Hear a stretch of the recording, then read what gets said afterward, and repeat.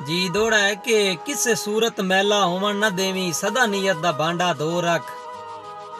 तू मालिक है अपनियां मर्जियां दा तेरा हक बनदा है तू जो रख। मेरी खैर है मैनू तू वहंदियां कर कौणा दई पासे दो रख। जिन्ना बाद जनाब उरी रह नहीं सकदे मैं तां आंदा हूं कासे मोह रख। ते किसे दौर च वाकई ही वतना ते बड़ी ठाड़ दी निभदी रही है। किसे दौर च वाकई वतना ते बड़ी ठाड़ दी निभदी रही है।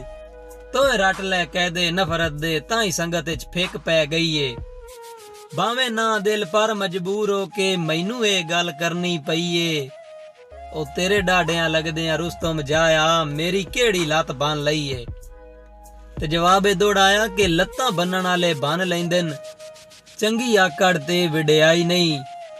आए गल गल ते गल ना पै गया कर तेरे वसदा रोग लड़ाई नहीं। ते असी कासिम रब तू डरदे पए ताई डांग अजां ताई चाई नहीं।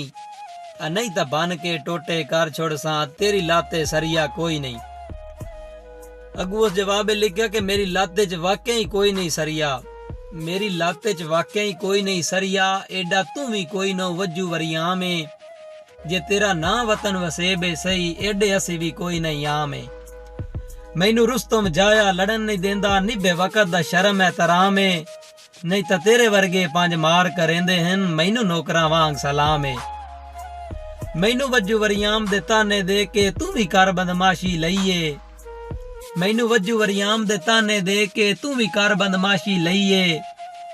पेड़ गल्लां नाल जितींदे नहीं किदे सोच जनाब दी गई है। वड्डी मुद्दत दे बादू कसम खुदा दी साडी कासिम सूई फेर गई है। हुण टुर के आखसे खुंडियां ते साइयां वाकई लत बन लईए।